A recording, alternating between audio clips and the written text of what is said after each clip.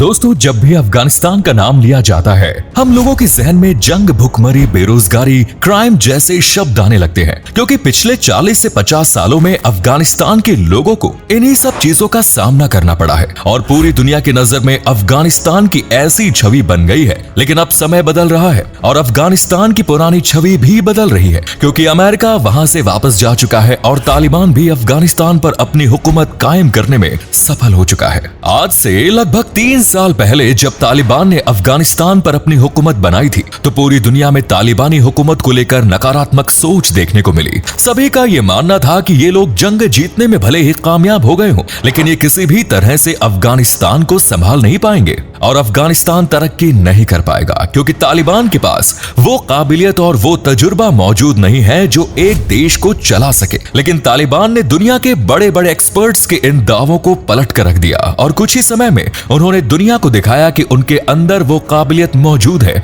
जो अफगानिस्तान जैसे देश को डेवलपमेंट के रास्ते पर ले जा सकते हैं। आज अफगानिस्तान में धीरे धीरे न सिर्फ पूरी तरह से शांति कायम हो चुकी है, बल्कि तेजी के साथ अफगानिस्तान डेवलपमेंट की तरफ भी बढ़ता जा रहा है। वैसे तो दुनिया के दूसरे देशों की तरह ही तालिबान भी अपने देश में मौजूद अलग अलग क्षेत्र में तरक्की कर रहा है और अलग अलग प्रोजेक्ट पर काम भी कर रहा है। लेकिन पिछले दिनों लगातार तालिबान के जिस प्रोजेक्ट को लेकर पूरी दुनिया में चर्चा हो रही है वो आर्टिफिशियल रिवर प्रोजेक्ट है। ये वही प्रोजेक्ट है जिसने पूरी दुनिया की नजरें तालिबान पर गड़ा कर रख दी हैं और पूरी दुनिया इस प्रोजेक्ट के बारे में सुनकर हैरान है। इस प्रोजेक्ट का नाम दिया गया है कोश टेपा कैनल। इस प्रोजेक्ट ने पूरी दुनिया की नजरों को इसलिए खींच कर रखा है क्योंकि अफगानिस्तान दुनिया की सबसे बड़ी आर्टिफिशियल नदी बनाने जा रहा है। और तो और पूरी दुनिया को हैरान करने वाली बात तो यह है कि यह प्रोजेक्ट पूरी तरह से तालिबान का खुद का है। इस प्रोजेक्ट में किसी भी तरह की कोई भी मदद तालिबान दूसरे देशों से नहीं ले रहा। इससे भी ज्यादा हैरान करने वाली बात यह है कि इस प्रोजेक्ट के लिए तालिबान ने किसी भी इंजीनियर को किसी भी दूसरे देश से नहीं बुलाया। इतना ही नहीं, पूरी दुनिया के किसी भी एक्सपर्ट से इस प्रोजेक्ट से जुड़ी राय भी नहीं ली गई और पूरी दुनिया को यही बात हैरान कर रही है कि जिस अफगानिस्तान को वो गरीब और टेक्निकली पिछड़ा हुआ समझते हैं, उसी अफगानिस्तान की सरकार बिना किसी मदद के इतना बड़ा प्रोजेक्ट करने जा रही है। पूरी दुनिया में कहीं भी किसी तरह का कोई बड़ा प्रोजेक्ट होता है तो उस प्रोजेक्ट पर काम करने के लिए दुनिया के एक्सपर्ट्स से राय ली जाती है। बड़े बड़े एक्सपर्ट्स को बुलाया जाता है और उनकी राय लेने के बाद ही प्रोजेक्ट्स को शुरू किया जाता है। लेकिन तालिबान ने ऐसा कुछ भी नहीं किया। तालिबान तो ये इरादा कर चुका है कि यह प्रोजेक्ट वो बिना किसी दुनिया की मदद के अकेले करेगा। दुनिया की सबसे बड़ी और लंबी आर्टिफिशियल इस नदी को तालिबान अपने ही लोकल लोगों से बनवाना चाहता है, उन्हें रोजगार के अवसर देना चाहता है। इस प्रोजेक्ट पर जो मजदूर, इंजीनियर और दूसरे लोग काम कर रहे हैं वो सभी अफगानिस्तान के ही लोग हैं। लेकिन सोचने वाली बात यह है कि अफगानिस्तान दुनिया की सबसे लंबी और बड़ी आर्टिफिशियल नदी क्यों बन रहा है और अगर उसका यह प्रोजेक्ट कामयाब हो जाता है तो उसे इस बात से क्या फायदा होने वाला है।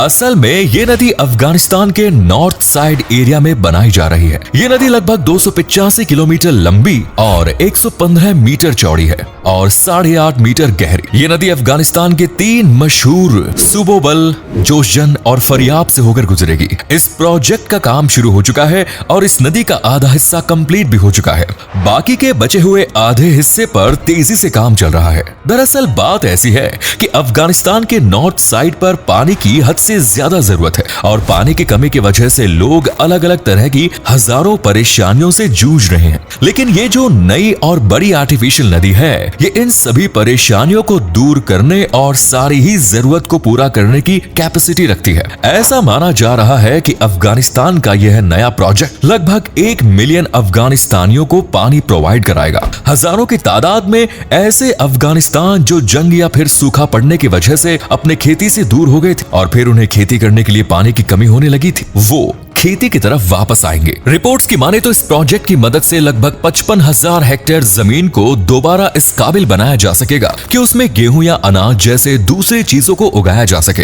अन्य सारी फसलों की मदद से और इसी प्रोजेक्ट के बलबूते पर तालिबान ने यह टारगेट भी रखा है कि 2028 आते आते वो एक गेहूं बेचने वाला देश बन जाएगा। यानी कि अफगानिस्तान का यही मिशन है कि 2028 तक वो इतना काबिल देश बन जाएगा और इतना गेहूं उगा लेगा कि उसे दूसरे देशों में एक्सपोर्ट कर सकेगा। इस प्रोजेक्ट पर मार्च 2022 में काम शुरू हो चुका है और तालिबान की तरफ से इस प्रोजेक्ट को 3 हिस्सों में बांटा गया है। शुरू के 2 हिस्सों में सिर्फ खुदाई का काम किया जाएगा और तीसरे और आखिरी हिस्से में इस पर इरिगेशन सिस्टम, दूसरे एडवांस सिस्टम और इसी तरह की चीजों को इंस्टॉल किया जाएगा। अफगानिस्तान का यह सबसे बड़ा प्रोजेक्ट नेशनल डेवलपमेंट नाम की संस्था के अंदर बन रहा है, जिसको पूरी तरह से सरकार फंड कर रही है। शुरुआती दौर में यह अंदाजा लगाया गया था कि यह प्रोजेक्ट कंप्लीट करने में तालिबान को लगभग $500 मिलियन की जरूरत होगी, लेकिन जैसे जैसे इस प्रोजेक्ट पर काम शुरू हुआ और यह आगे बढ़ना शुरू हुआ, ऐसा बताया जा रहा है कि इस आर्टिफिशियल नदी को बनाने में $100 मिलियन की और जरूरत पड़ेगी। जिस पूरे और बड़े इलाके में यह नदी तैयार हो रही है, इस पर काम करने से पहले इस इलाके की मिट्टी पर बहुत सारे एक्सपेरिमेंट्स किए गए और इन सारे इलाकों की भी अच्छी तरह से अलग अलग तरह से जांच पड़ताल की गई। इतना ही नहीं, अफगानिस्तान के इंजीनियर ने इस नदी का मैप बनाते समय इस बात का भी ख्याल रखा कि जितना ज्यादा से ज्यादा हो सके यह नदी ज्यादा से ज्यादा देहातों, कस्बों, शहरों और इलाकों के पास से होकर गुजरे, जिसकी वजह से आम लोगों को और भी ज्यादा से ज्यादा फायदा हुए। इन सारे एक्सपेरिमेंट और जांच पड़ताल के बाद ही काम शुरू किया गया और 200 के करीब कॉन्ट्रैक्टर को बुलाकर उनको 14 क्षेत्र में डिवाइड करके फेज 1 का काम दे दिया गया। पहले हिस्से के अंदर जो कंस्ट्रक्शन आया वो लगभग 108 किलोमीटर का था। पहले हिस्से के अंदर लगभग 7000 के करीब ट्रक्स का इस्तेमाल किया गया।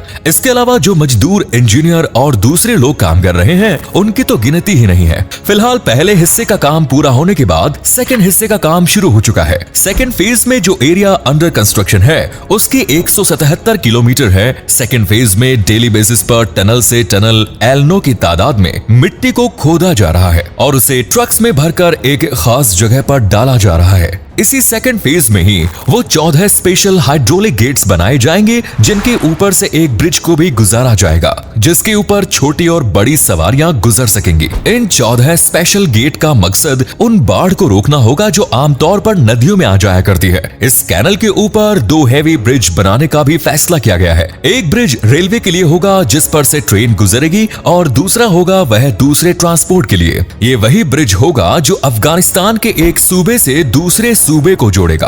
पहले फेज में 20 एकड़ का एक ऐसा एरिया था जिसे एक्सपेरिमेंट के तौर पर इस्तेमाल किया गया, जिस पर पूरी तरह से इरिगेशन सिस्टम को जांचा गया, परखा गया। उस जमीन को सिंचाई करके यह कंफर्म किया गया कि ये एरिया सिंचाई के काबिल हो सकेगा या नहीं, और ये एक्सपेरिमेंट पूरी तरह से सफल रहा। ये प्रोजेक्ट जिन कस्बों में, जिन इलाकों और शहरों से होकर गुजरा है, वहां पर भी इसका असर देखने को मिला है। पहले वो इलाके जो बंजर पड़े थे और वहां कोई रहना पसंद नहीं करता था, इस प्रोजेक्ट के शुरू होने के बाद वहां पर बस्ती होना शुरू हो गई। पानी से जुड़ी लगभग सारी परेशानियां अब पूरी तरह से खत्म हो चुकी है। इसीलिए सरकार ने इन इलाकों की सड़कों वगैरह पर भी ध्यान देना शुरू कर दिया है ताकि कनेक्टिविटी को भी मजबूत बनाया जा सके। इस बात में कोई शक नहीं कि तालिबान के इस प्रोजेक्ट ने अफगानिस्तान में रोजगार के भी भरपूर अवसर दिए हैं। इस प्रोजेक्ट की वजह से लाखों लोगों को काम मिला है। अब देखना यह है कि तालिबान का इतना बड़ा प्रोजेक्ट सफल होता है या नहीं, और अगर हो जाता है तो अफगानिस्तान पूरी दुनिया के सामने अपनी छवि को बदलने में कामयाब होगा या नहीं।